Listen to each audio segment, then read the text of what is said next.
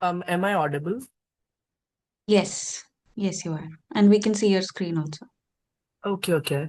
So, as per the suggestions, I have made certain changes to my research work. So, I have made it more of centric to Delhi state as well as about female students. And should I operate my camera? Is there an option? Yeah, you must be able to see there's a next to the audio one, there's video. Yeah, yes.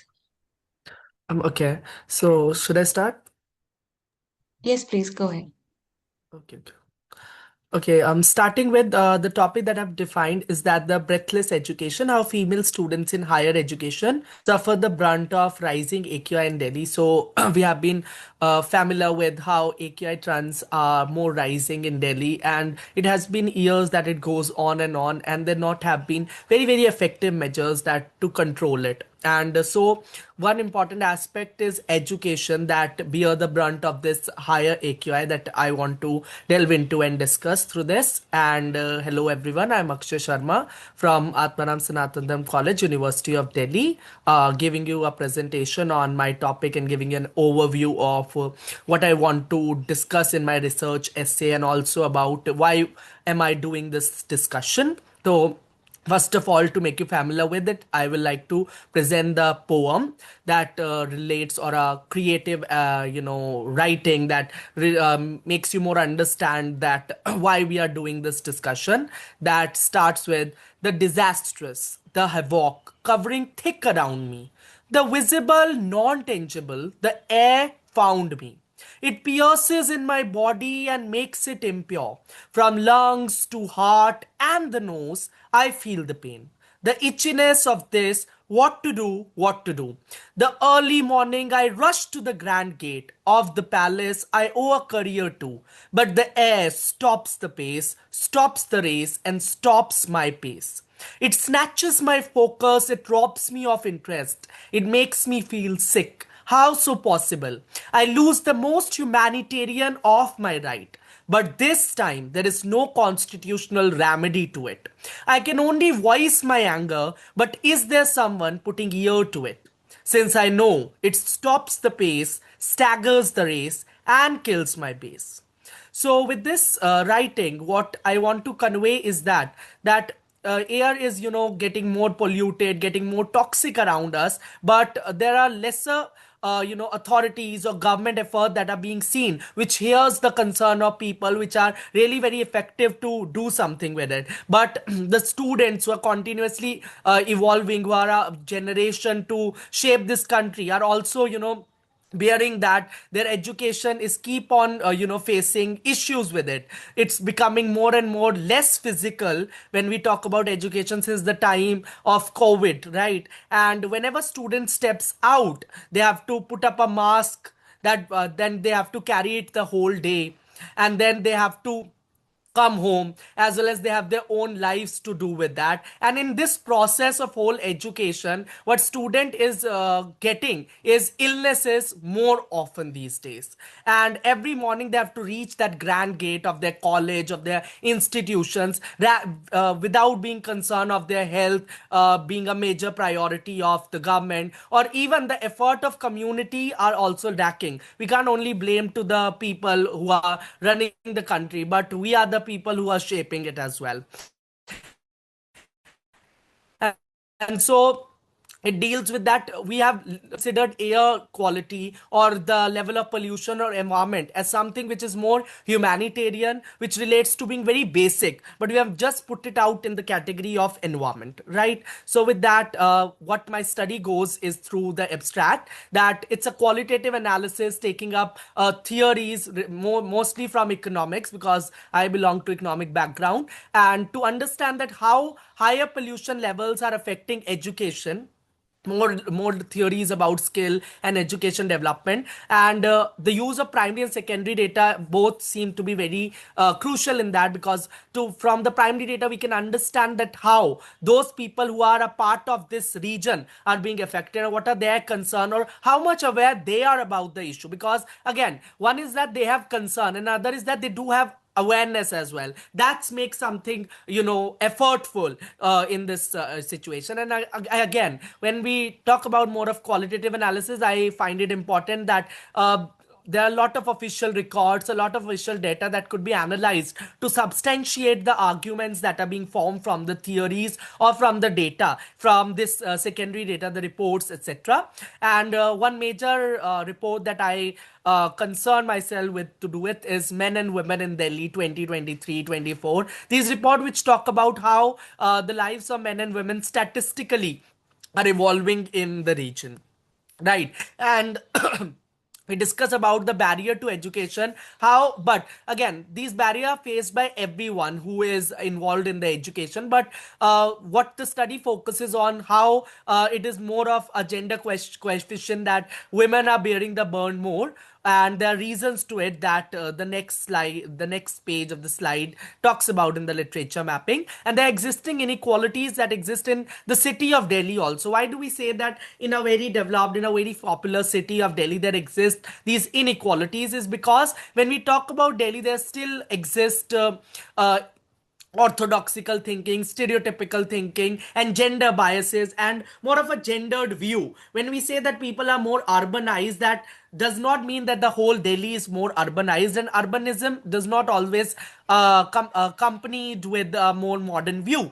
And whenever you come across Delhi, there is always a region that is urban, supported with a very unauthorized or patriarchal sort of region, small regions which still has people impoverished people with poverty, facing economic issue. And because of these issues also, it contributes to less of modernism and more of a gender thinking that persists in those regions. And in that, the rising AQI is concerned with gender, as well as it is concerned with the policy measures, and how people are more concerned about it, because at the end the base effort is needed at the ground level, right? So coming to the literature mapping, the theories that I have used to do this discussion remains important. That first is the human capital formation, because we think that whenever we are human capital formation is something that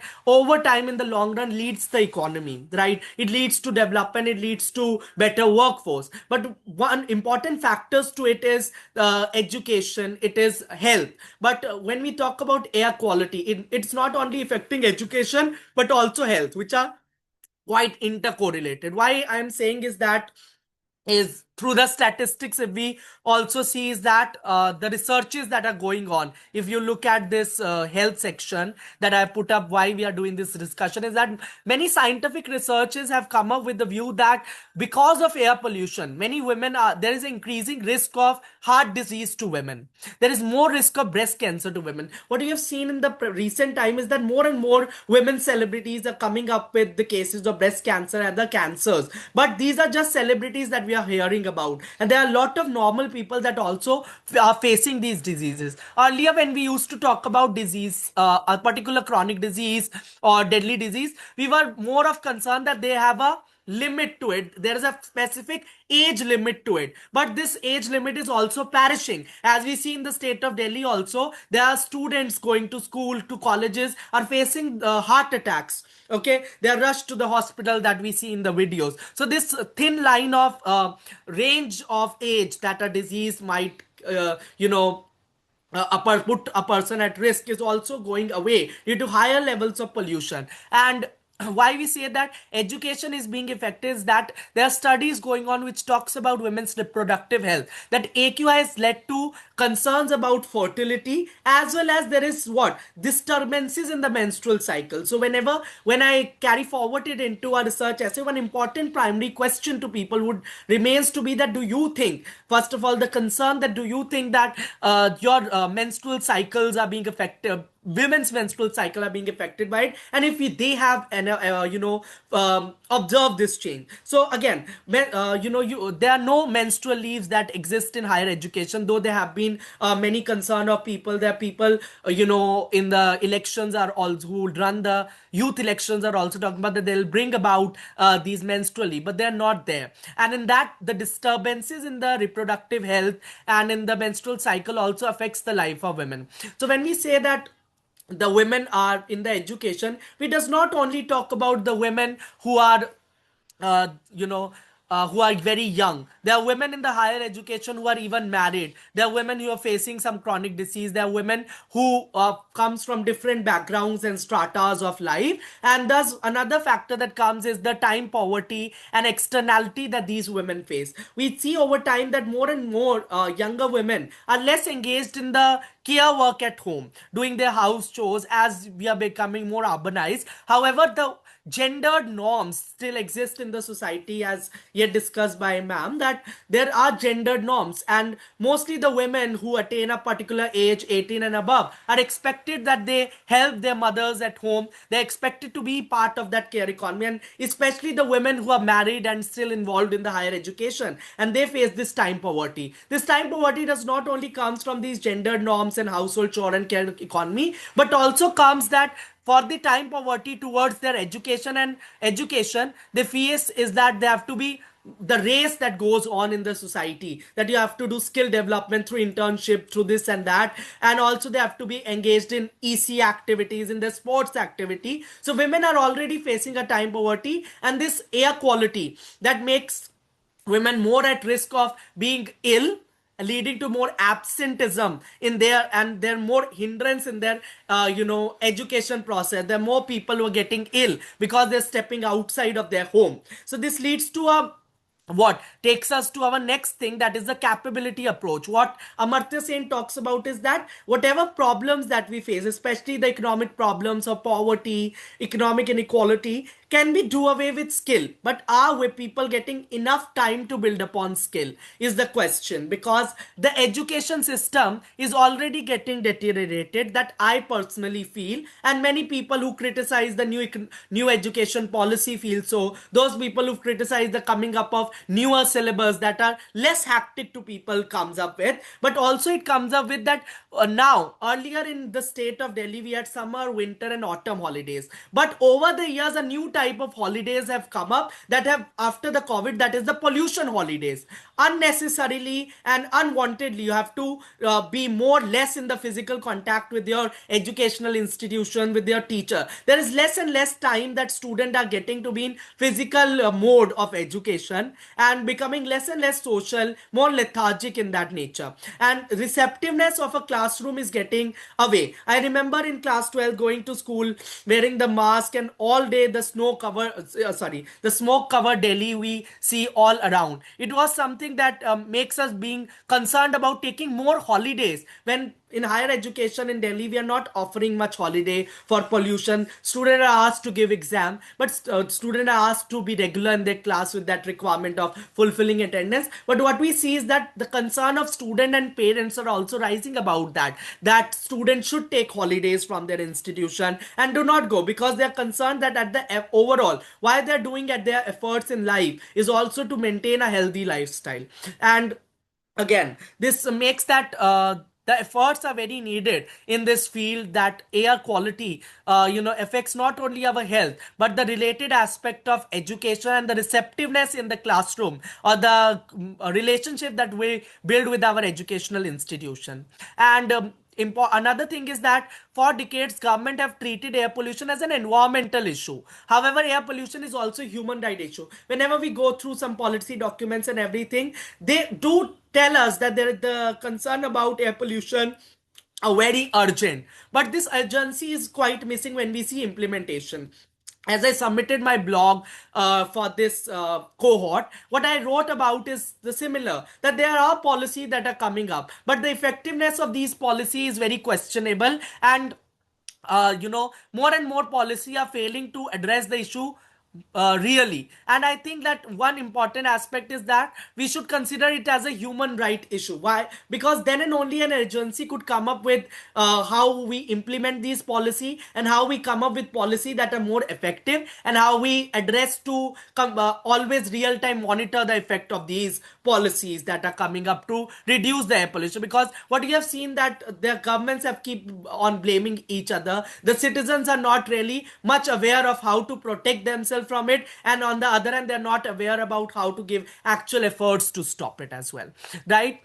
And yes, so similarly, the capability approach, as I discussed about Amartya Sen, so it talks about that skill is very important, that we should keep on building our skill to do away with it. And in the sustainable development approach, also, that we talk about, it is the people who build upon their skill. But are we really building upon these skill? Are females, what is the involvement of female in these issue, and how much these policies are female centric? When we talk about in terms of pollution, there are women in my institution also coming from 2-3 hour traveling to the state of Delhi, even from outside the the city of Delhi, to reach the institution, facing what they're facing, the traveling issue. They are also now facing an issue of air quality and concern. When you reach back home, what one thing that you always see is that more of coughing, more of feeling ill. This has become more pertinent in the city, right? And similarly, another thing that I have put up in the background, this circle, is that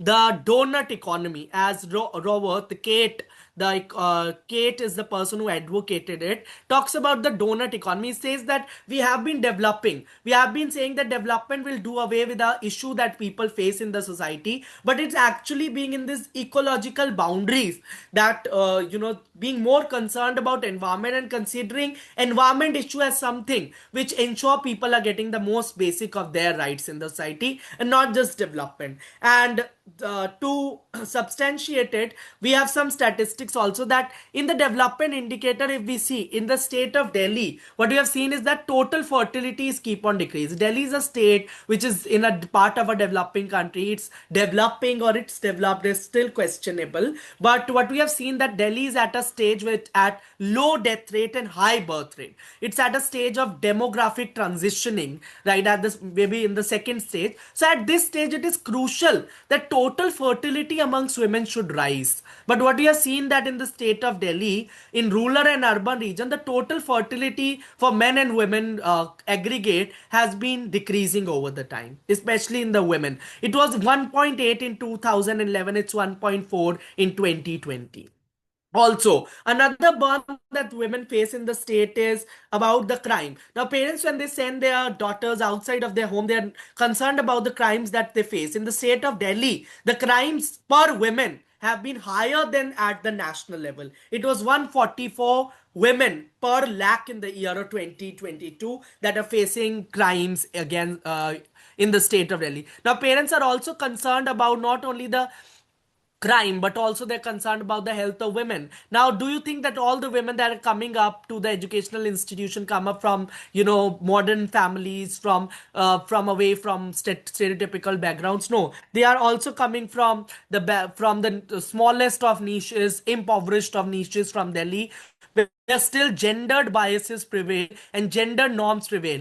So whenever we see in the disaster zones also, whenever there is a disaster, whenever there is a situation, havoc situation, one thing is that women are being considered more frail and more weaker in the patriarchal notion of society, and they are more said not to be going to educate, to pertain education at those times. So similar is that parents are more concerned about the health as well as the crimes that goes on with the women in the state of Delhi whenever it comes to attaining education also. So more and more women face issues with the convincing their parents, the society, to get more and more educated in the state still, because all the regions of Delhi are more associated with these regions of poverty in the peripherals also. And again, the cultural aspect of why we are, putting out these frameworks and why we want some data from primary sources and secondary to compensate is that cultural norms still persist. We women are facing time poverty because they are always expected to be a part of care economy while men are not so. And there is gender stereotyping that prevails, and there are still families in the state, in the country, that believe believe that women should not be involved in the higher education. So overall, what there are many researches that have been there, and from we can't quote everything in this literature map, but some lines that I've quoted from there. And so the gaps that I have seen is that in on the basis of air pollution, we have in the state of Delhi, there have been more researches and more discussion on the basis of quantitative aspect and the scientific aspect of it, that how it affects the health, or what is the level of pollution, or how it is affecting statistical data, but less of the qualitative approach concerning with the human capital formation, or the qualitatively talking about how it actually affects the education, the receptiveness of a classroom, the choices that people make. And another is that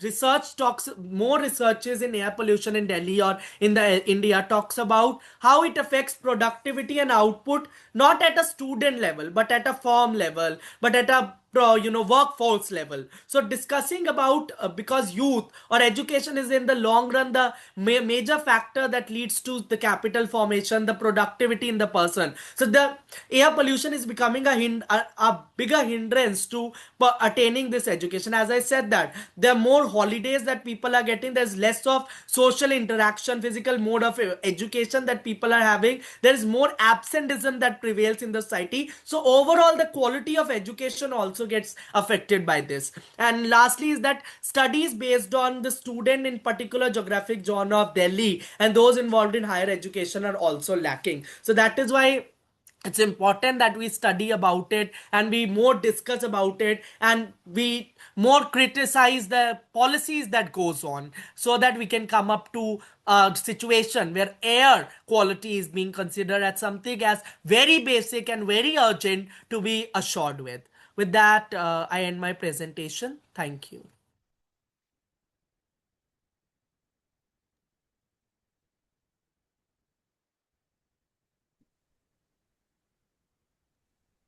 Thank you, Akshay. Ma'am, were you able to hear the presentation? Yeah, yeah, I was there. Okay. See, Akshay, I would like to say that thank you for the presentation.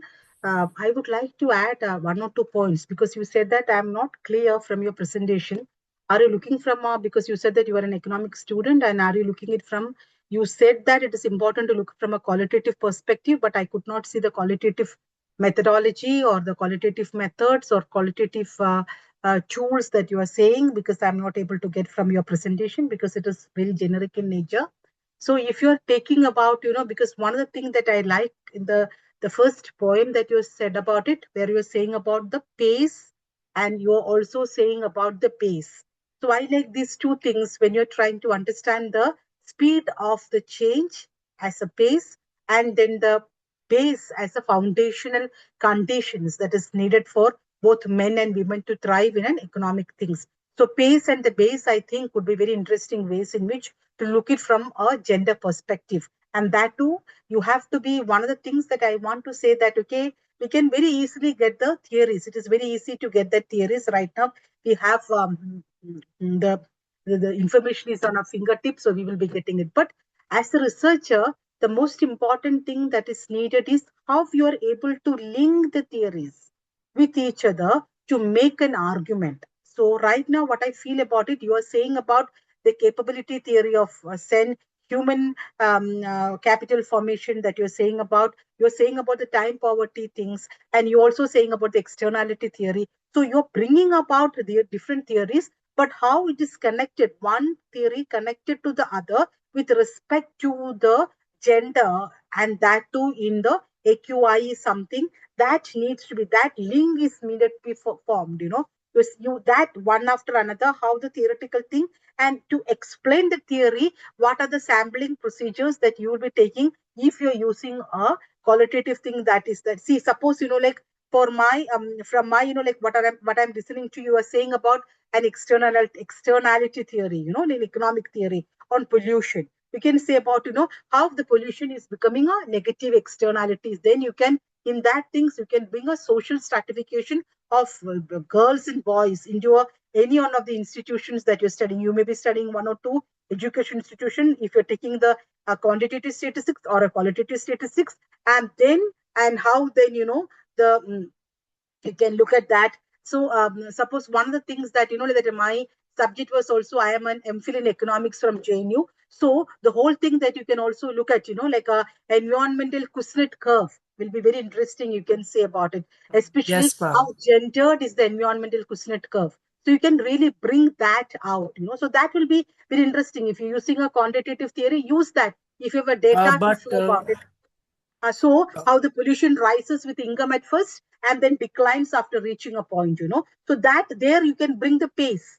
So I am saying that when you're using a poem, it is not a poem, but you're taking that poem to explain that your analysis. So then you say that, okay, in the poem pace, and then the base is something which will be, so how the pace of that and how the environmental Kuznets curve, that you can show with that pace, how the pollution reduction is slow in the early development, and then how it is coming through the strengthening. Then you can look at public goods and action, and collective action, something that you can bring in how the air is a public good, and how then that has been gendered, and there the base, because you also said about rights based information, so rights to right based discourse of development, you mentioned about that.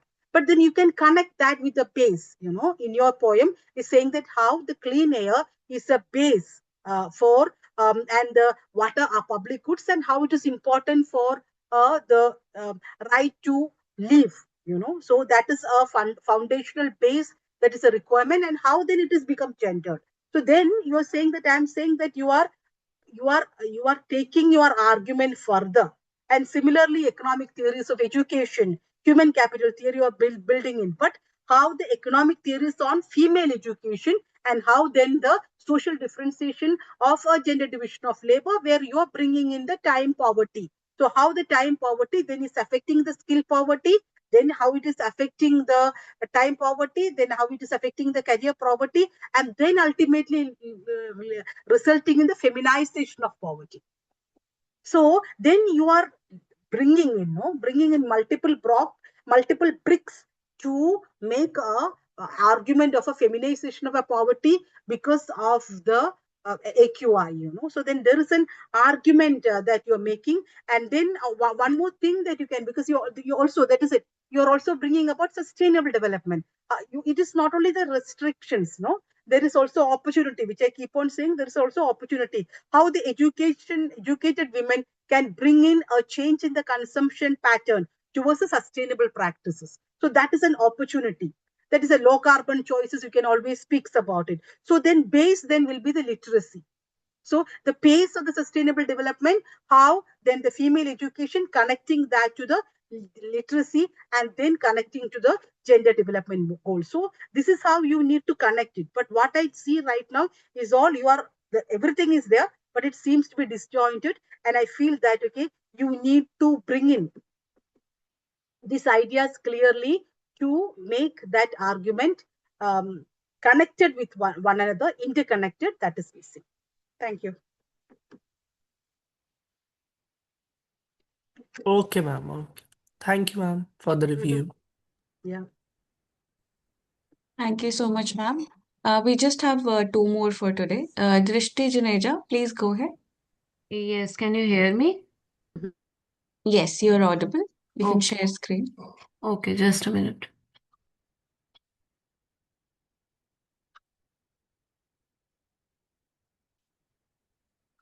Is my screen visible? Yes, it's visible. It's in working mode. You can bring it to Yeah. presentation mode. Yes. So, good evening, everyone. Today, I will be presenting on the topic Beyond Representation Gender Equality in Politics as a Catalyst for Climate Responsive Governance in India. We will try and explore on how closing the gender gap in our political institutions isn't just a matter of social justice, but a fundamental requirement for effective climate action. So, uh, to begin with, we must look at what I call the cracked mirror effect. India is a very vibrant democracy, yet our decision making forums do not reflect our demographic reality. As you can very clearly see in the slide, While women make up 48.4% of India's population, they hold only 13.6% of the Lok Sabha seats. This disparity creates a structural flaw where the perspectives of nearly half of the population are missing from the highest levels of governance. Talking about the unequal effect of climate change on women, as ma'am has also told us previously that first of all, some of us might be, focusing on the point that why does this representation gap matter so much for our environment? It is because climate change does not affect everyone equally. So number one, climate sensitive responsibilities. Women in India bear the primary responsibility for food, water, and energy, all of which are threatened by droughts and floods. Livelihood vulnerability. Roughly 84% of women in India are involved in agricultural activities, making them directly vulnerable to climate related income loss. Mortality. Most alarmingly, women and children are 14 times more likely to die during natural disasters than men. In fact, WEDO reports highlight that 85% of the disaster casualties are women. Cascading crisis. Beyond physical safety, resource scarcity increases household stress and conflict, which often leads to increased violence against women. So now I'll be talking about what my objectives and research questions will be. So objectives will be to assess the structural barriers that limit women's participation in the political realm, assess whether there is any relation between women's representation in politics and their efficient climate resilient policies.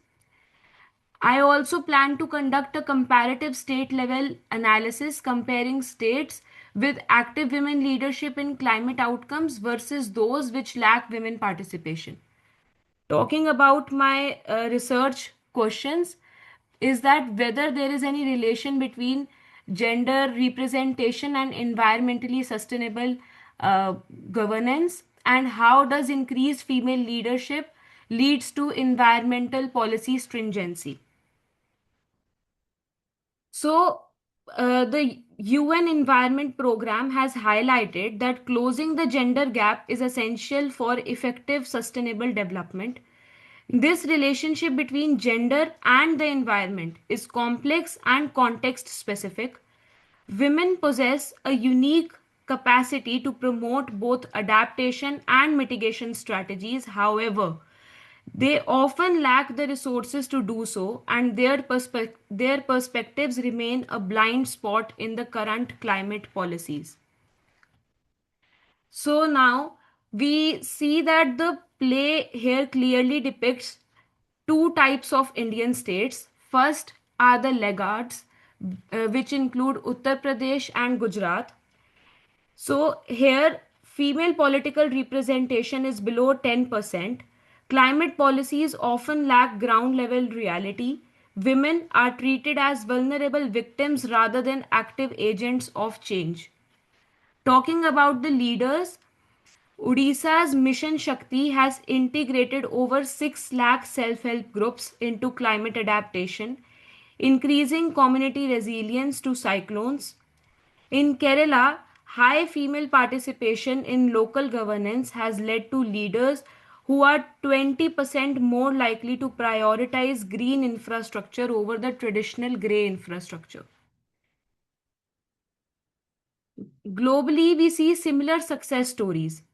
Talking about Rwanda, with 61% women in parliament, they have seen a 30% increase in reforestation success due to mandatory gender tagging on projects. Second, Finland. Female led governance has fostered the institutional trust needed to pass bold climate acts targeting carbon neutrality by 2035. Brazil, Municipalities with female mayors reduced greenhouse gas emissions by 23% more than those led by men. New Zealand, under their prime minister, climate change has climate change was reframed as a matter of compassionate survival, leading to Zero Carbon Amendment Act. Talking about the roadmap to the climate resilient India, India needs a systematic reform that places gender at the heart of the climate strategy. Number one is about gender auditing. We must implement mandatory audits for all climate plans to ensure equitable participation. Second is responsive budgeting. We need dedicated climate funds allocated through a gender lens. Third, the just transition. We must support women in vulnerable sectors as we move towards green economy, ensuring no one is left behind. So now, talking about the conclusion, the path to greener India requires us to leverage the unique perspectives and capabilities of women. By championing inclusive policies, we don't just achieve equity, we drive innovation and strengthen the resilience of our entire nation. Thank you.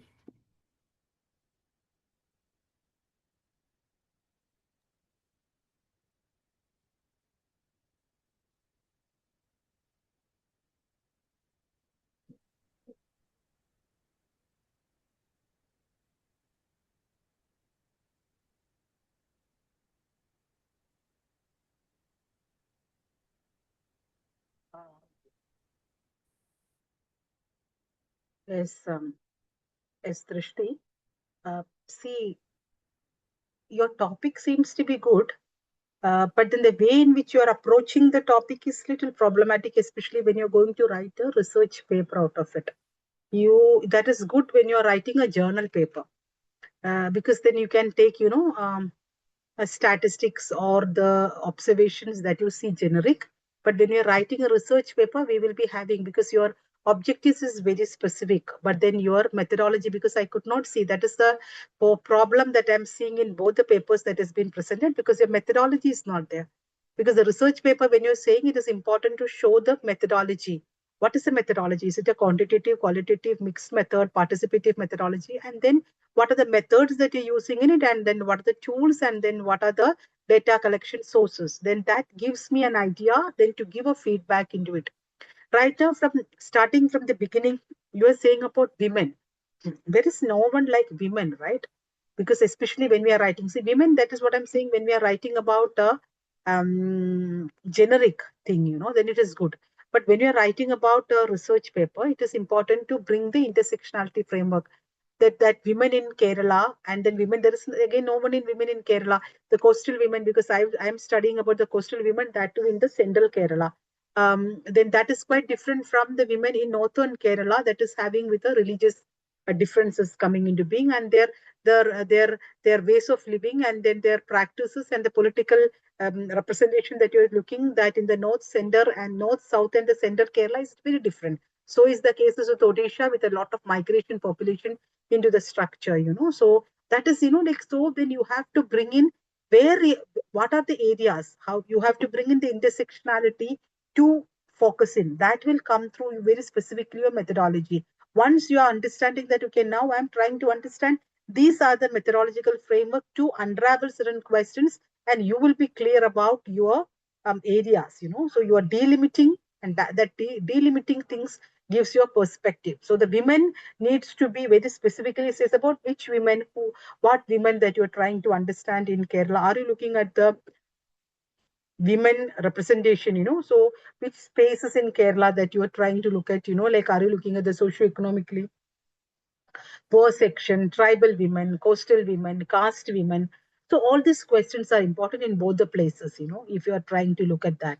And then you are saying the second question that you are saying about the climate governance and the political governance. So you're trying to bring a parallel between these two, which is a very good one. So, but there you have to bring in this question about first the whole question, because you're saying about a gender just transition towards the end. So gender just transition is a huge umbrella. So in that gender just transition, what are you trying to look, for the climate governance? Are you trying to look it from a fossil fuel? Are you trying to look at a carbon emission? Are you trying to look at from a standard of living of the people? Or are you trying to look at the adaptation framework? Are you trying to look that, because in Kerala, there are very interesting panchayats, that in Kerala with a zero carbon neutral things has been already there in Wayanad or in some places. So are you trying to look at that spaces? So it is important to understand the climate governance is a huge thing, no? Because it is adaptation, mitigation. Mitigation itself is so huge. So are you trying to look at an adaptation perspective, mitigation perspective? In that, what the things, and then the role of women in the climate governance in bringing that change and their challenges and then their opportunities when you're looking at the gender transition. So that is not coming up because you're being very, very generic and then trying to see, and that will help you only in writing a journal article. No, sorry, article for a newspaper and not a research article. So research article need the methodological framework in which you need to put that. So that indicators and what are the key, what is a conceptual map? That is why I've given you all of you the template, and which I'm sorry to say that none of you have followed that. Once you have followed it, then like at least a basic. I've given you a very broad template. A conceptual mapping would give you what are the key variables that you're using it to understand, explore it. So then that will give you a more in-depth things of doing. First of all, try to understand: are you doing a qualitative, quantitative, qualitative where that needs to bring in. Okay, thank you. Okay, ma'am, thank you. But I was thinking of doing secondary data analysis from, credible sources like government reports, academic journals, So articles. you're taking a quantitative study, right? So in Yes, that ma'am. quantitative study, are you taking for a case study approaches? Are you Yes, taking, ma'am. if it is Case a case, studies. then case study, which are the cases that you would like to, Ma'am, because you like, cannot take a Kerala as a whole, no, because Kerala itself has a different ways of political participation of women, and then the way in which that has been manifested into the climate governance is different because the South Center and the North, Northern Kerala, Southern Kerala, and the Central Kerala are very different with respect to the women participation in their assembly seats and also the climate governance. yes, ma'am. So, like I talked about India specific, so there I'll be talking about, I'll be dividing into two things. One, who are the leaders where there are more women representation, which has led to more climate policies. I'll be talking about those states, and on the other hand, those states where female representation is very less in politics, which has led to less climate policies. So your fundamental things is no, in Kerala the female participation in the sabas is less than 9% in this year, but then they are making Yes, certain ma'am. changes. So Yeah. so then you're making a fundamental error there, no. Okay, okay. So Okay, then ma'am. that is what I'm saying. You need to be, because it is for in 2020 last year, that is less than first time it is coming to a single digit now. Yes, ma'am. Yes, ma'am. So then there's a whole question. No, there are states like other states which are higher the number, but it's not making. So then you have to make a caveat, like the representation and then the what is the fallacy of the representation, right? So the Okay. representation need not bring in the participation. So then that is what I'm saying. You cannot make a generic thing, and you have to look at the Okay. caveats, and then you have to say you cannot make a generic thing like a Kerala, like a thing, and there you have to bring in certain very specific. Your idea is good, but then the way in which you're approaching needs to be further strengthened. Okay, ma'am. Okay. Thank you so much, ma'am. Mhm. Thank you, ma'am, and thank you, Trishti. Last, we have Nandita Kannan. Nandita, please go ahead. Sure. Am I audible? Yes, you can be a little louder though. Sure. I'll just start presenting.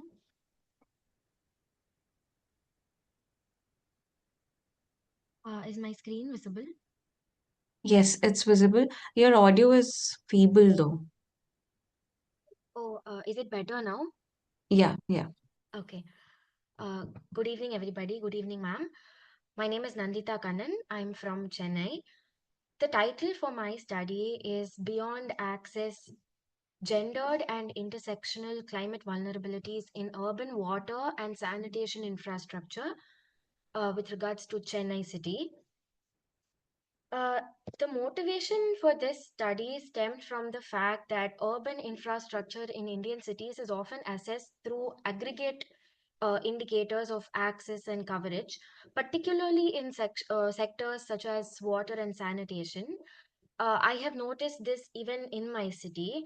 While these measures signal infrastructural expansion, they operate within the law of averages, which shows that access is unevenly experienced across gender, class, caste, occupation, and even spatial location, which I have covered in the study, which I will get to very soon.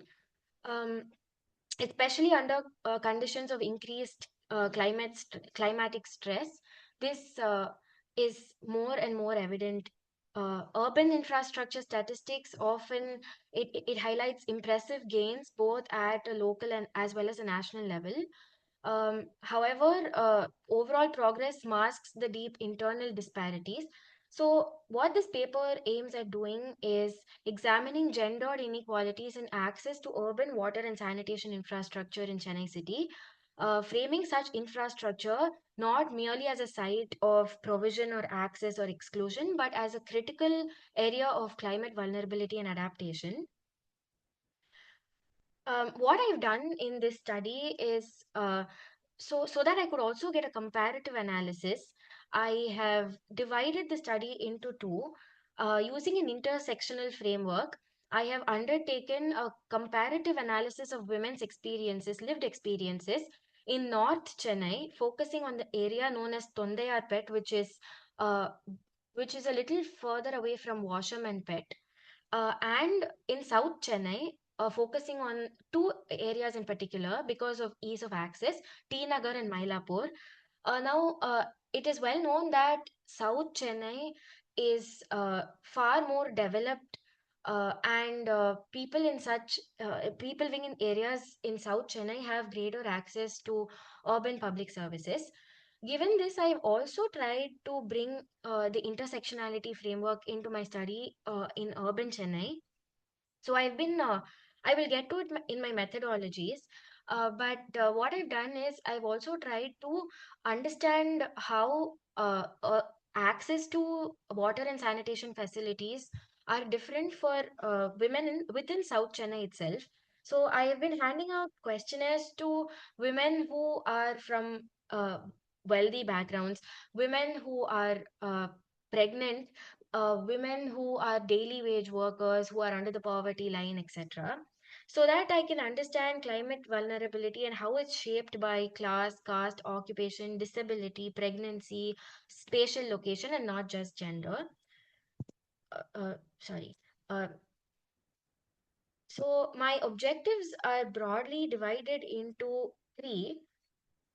Firstly, it is to analyze why water and sanitation access is particularly critical for women under climate stress.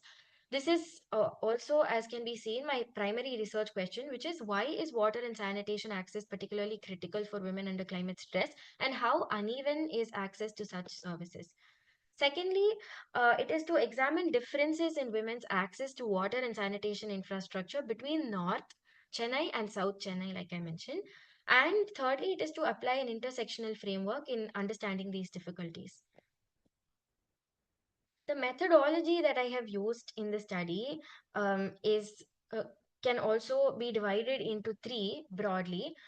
Firstly, I'm collecting primary data through a semi-structured questionnaire. I will show you the questionnaire in the next slide.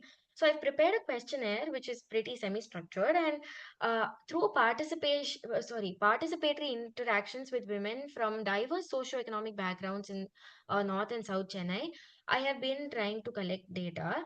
I'm still in the process of doing this because I want my study to be a little bit more intersectional in nature. So I'm trying to find women from different socioeconomic backgrounds. Secondly, comparative case studies of Tondeyarpet and T Nagar and Mylapore, which is in South Chennai. I've also been trying to get studies which have already been done in the past from credible sources, so I can see if my primary data uh, compares to the studies that have already been done in such regions. Finally, a policy review of the urban and climate related frameworks, mainly focusing on two policy frameworks, the Smart Cities Mission and the Swachh Bharat Mission, and other national climate adaptation policies. And I have been getting statistics from the dashboards of these policies. This is the questionnaire that I've been handing out to the women. For women who cannot read English, because I have found it a little difficult to translate the entire questionnaire into Tamil, I have been going in person and asking them these questions. My questionnaire is divided into 5 sections. Primarily, the first section is background information, which finds out the age, the area of residence, the type of work that the women are doing, their income range, and also to find out if they have any additional, for instance, if they're pregnant or lactating, or if they have a disability, or if they have uh, elderly people in the house whom they're giving care to, etc. Uh, so uh, I was initially asking for the seventh question, which is caste or community, which was optional, but I stopped asking for this because most people aren't comfortable with uh, responding to a questionnaire which asks this.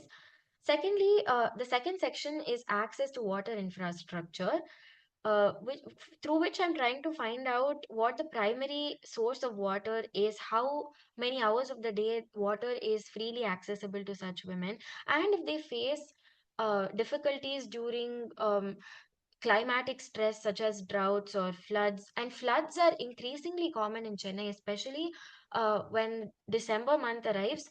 It arrives with a crazy uh, downfall of rain, and this usually leads to flooding in different areas of Chennai, especially North Chennai. So this I'm trying to find out through the second section. Thirdly, sanitation and public toilets. I'm trying to find out what type of toilets are available for these women to use, if they're shared toilets or public toilets, or if they have their own private toilets. And surprisingly, I have found that a lot of these women have to use urban public toilets, um, which are not, which have not been maintained in very good condition. This can be more so seen in North Chennai. I will relate all of these in my findings and results section. The fourth section is climate impacts and gendered burdens. And the last section is participation and governance. The last two sections have a lot of descriptive questions, and it takes a lot more time for me to ask these questions to these women and get good or satisfactory responses. Uh, Thus far, I have gotten about 20 satisfactory results, and I'm trying to increase the number by another 10 or 20. So my findings, the two major things that I wanted to convey through this presentation was that in the study, the major thing that I found was that climate shocks do not create any sort of inequality. Rather, they magnify existing forms of inequality. And secondly, infrastructure resilience is indeed classed, gendered, and spatially uneven. I did see that in North Chennai, women rely heavily on shared taps, tanker water, and public toilets. In fact, I have witnessed myself how these women line up in huge queues. Uh, when the water tanker comes, there are huge fights for just one or two buckets of water. There are long waiting times, especially during summer shortages, as I've been told. And in North Chennai, flooding leads to toilet overflow, water contamination, increased disease risk. People face cholera and other types of waterborne diseases, especially women and young children. And domestic workers and sanitation workers increasingly face increased unpaid care work, and early morning mobility during the floods is very difficult for them. And there has been zero participation in local planning or ward committees, despite several efforts that have been taken. Or rather, there are provisions for this, but women report zero participation in the planning efforts for water and sanitation. And finally, climate stress amplifies the gendered labor. In South Chennai, yes, there is better piped water access, but tanker dependency during droughts and water hoarding responsibility still falls on the women. There is less exposure to floods in such areas because it's relatively affluent. But severe inconvenience has been reported during water scarcity. There is inadequate toilet design for pregnant women, elderly women, and especially during the summer months. Heat stress, there is heat stress due to lack of shaded access. Uh, so there is less greenery in such areas because of increasing urbanization and infrastructural projects. The corporate culture is more in South Chennai, and therefore there is lack of shaded access and lesser access to water, clean water during the summer months. So I am yet to complete my primary research. Hence, I did come up with preliminary policy recommendations, and two of these are to integrate gender disaggregated and climate sensitive data into urban infrastructure planning. Although this is quite uh, generic in nature, one of the even in my studies at my undergraduate level, I have been studying that a lack of gender disaggregated data is the primary cause of most problems, and therefore the first recommendation is to integrate gender disaggregated and climate sensitive data. um, Second is to design climate resilient water and sanitation facilities that prioritize safety, access, and dignity, because these water and sanitation facilities, urban facilities, are sites of exclusion, as can be increasingly seen through such studies. And finally, it is to recognize unpaid care work and informal labor as central considerations in climate adaptation planning. We were just seeing today how how unpaid care work is not seen as work at all. And I was recently studying a few papers by Susan Donath, where she speaks about the other economy and how a suggestion has been made for a distinctively feminist economics through giving greater representation to unpaid care work. So this is also another policy recommendation. Um, the first picture here has been taken from the internet. The second picture here I clicked on when I was doing a fellowship in North Chennai.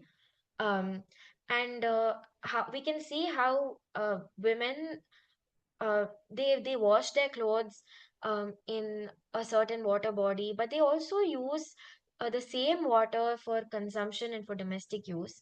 Um, yeah, this is a picture that I clicked. That is uh, that is my progress thus far. Thank you so much.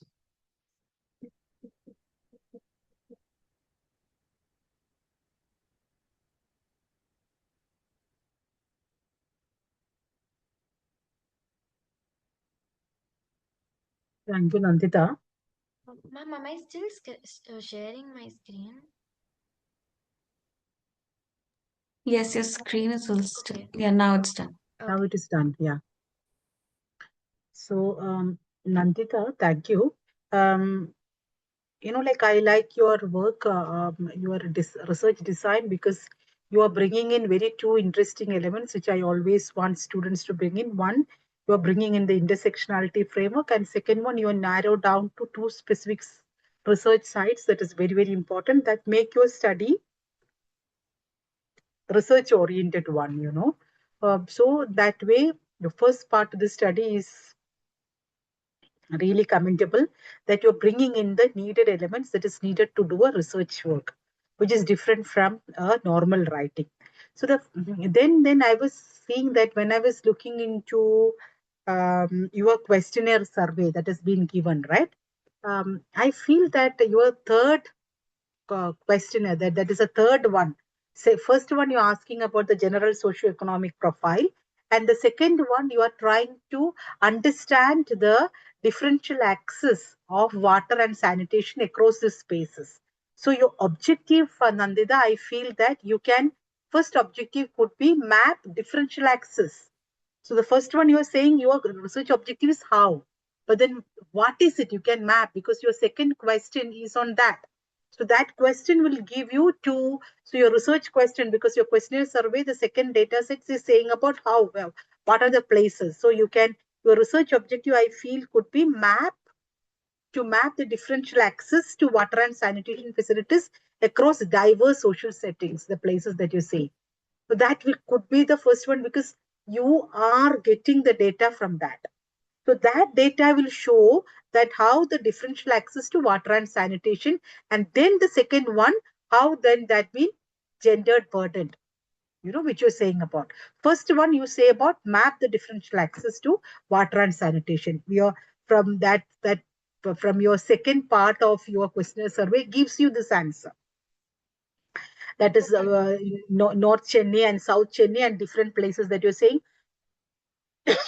you can bring that. And the second one I feel about the gendered burden. And there, if you're looking for, if you said that you are going for a primary data collection, you said that you have already done 20 is good enough. There is no need for you to go for further. If you're going with 25 questions and 20 participants, and I would like to know whether it's a household responses or whether it's a single person responses, then the 20 is a very good one, that for a smaller group, and then this is for a paper, that is enough. So you don't have Ma'am, to go for I another also question. hope it's okay that I answered one of these questions because I am also from the same locality in South Chennai. So I thought I'm a younger person. I've been mostly asking older women for such responses. So to get a representation from the youth in South Chennai also, I answered this in a very unbiased manner. I hope that's okay. Yeah, it is fine. Then, like you can also bring in intersectional layer, you can also bring intergenerational into that. Okay, ma'am. So because you're saying about the older women, and then the women that 25 years is the one that we speaks about generation, one generation, usually counts as 25 years. So then you can also bring an intergenerational data, that how the old women is looking at that and how they are experiencing the climate, and what about their availability of access of water and sanitation, and then you can connect with that, the climate vulnerability with respect to the age, that is intergenerational, with respect to space that you're bringing north and south, that is, and with respect to the different group of social settings that you're bringing about the with class and caste. So then it will be very interesting to have this multiple intersecting personalities. There you can bring, no, if you bring Nandita, then you can bring about multiple deprived vulnerability, MDV. Because suppose that in the South Chennai or the North Chennai, whichever the places you feel that the people belonging to the lower socio-economic rung are facing multiple things. So a caste or a tribal women, because of that positionality of being a Dalit woman, Dalit, and then from a lower class and from being a woman. So the deprivations from the class position, caste position, and the gender position gives a multiple deprived vulnerability. So you can bring MDV with an intersectional and then you can bring old age. Then there is a age factor also. So because of all these things, you can say the women, that is a 70-year-old Dalit woman, is having a multiple deprived vulnerability, and that how that existing, because your final word that you are saying, that it is not new inequality, that is perfect, because that has already been said by so many research theories, that the inequality, no new inequality is being produced, but the existing inequality, that is what IPCC report 6 is also saying about.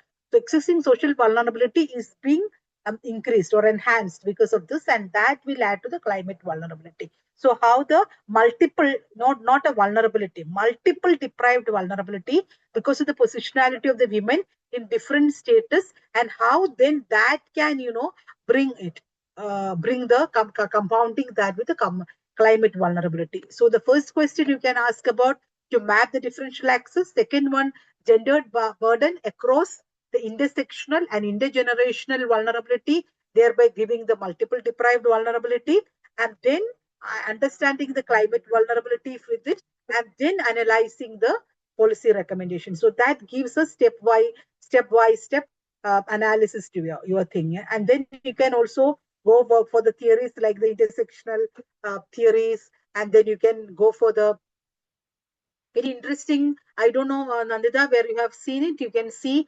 hydrosocial theories. There are a lot of hydrosocial framework. You are connecting hydrology and sociology together, and says that how it is bringing a new framework. It is a hydrosocial framework of theory where you are saying about social scarcity of water and sanitation. That is, the scarcity of water and sanitation is not physical, like you're saying about, like suppose I'm staying here in Mumbai. So the society that we are living in, just near that there is a slum. So all the people who are living in the flat system we are getting 24/7 water. So the just near down that there is a slum, they are getting, like water twice in a week. So it is not because of the lack of water, because of social scarcity of water. Water is being uh, produced socially scarce. So the social differentiation is producing the scarcity of both water and sanitation. And so there is a theory, social scarcity of water and sanitation, and then how this social scarcity is producing a social vulnerability, which has been and then that is how it enhances the climate variability. So your analysis, you can really bring this, because your questionnaire is giving that data. So that data, you can bring this hydrosocial framework, social scarcity of water and sanitation across the multiple layers that you're bringing in caste. Because I don't know, you said that you are not asking the seventh question. Fine, then you don't have to bring in the caste. But then you are bringing in the different class positions, and you're also bringing age position as a vulnerability. So how then that brings to the climate vulnerability. So you can have that. Okay. Okay, ma'am. Understood. I will do that, ma'am. Thank you. Thank you, ma'am. Thank you. Thank you so much, ma'am. Nandita was our last presentation for today. Then summer left, which will happen then now on the last day of the fellowship, which will be So next week. when is the next presentation? Next week, ma'am. Next Saturday. Next Saturday means what is the date? Yeah. It would be 6. I think it's. I'll just check. No, 30. Sorry, 31st. 31st, I'm not here. I'm in Chennai. Okay. Then 30th. We There can't is an do. international seminar happening in IIT Chennai, and I'm there presenting. Okay. Ma'am, then over the week I'll coordinate with you that what should we do about the date. Thank you. Thank you. Because Thank you. I'll also have to see the schedule. Yeah, That's it. because I would like, like the students, like by at least by 5th, you give a very strict instruction to the students to give it, Yes. participants to give Yes. that, so that I can give my comments. Okay. Even if, they're giving me the presentations in any other time, Hmm. the first week of February, and after Yes. that, I'll be quite busy with that. Then, Yes. yeah. Thank you, Okay, Priya. ma'am. Okay, ma'am. As the students will be submitting, we'll be on the lookout for that. At least the methodology portion in the write-up should be clearly mentioned. And if that particular thing is there, then we'll compile and send the abstracts to you. Thank you. Okay, ma'am. With this, I'll just go ahead with the formal vote of thanks, and then we'll just wrap up for today. We are grateful to Manjula ma'am for guiding us in the first session, and then for guiding the fellows through their respective research projects. Thank you, ma'am, for your valuable time. We thank all of our participants for actively participating during the presentation session. As always, readings have been shared with you over email, and video of the session will also be available to you via email as well. Now we'll look forward to you on the next last day of the fellowship. We'll coordinate the date and time accordingly. And with this, I'll wish you all a very good evening. And as ma'am has mentioned for the last time, please work on your respective projects. We'll also be giving the similar guidelines to you via WhatsApp groups and through email as well. Thank you so much, ma'am. Have a good day. Okay. Thank you.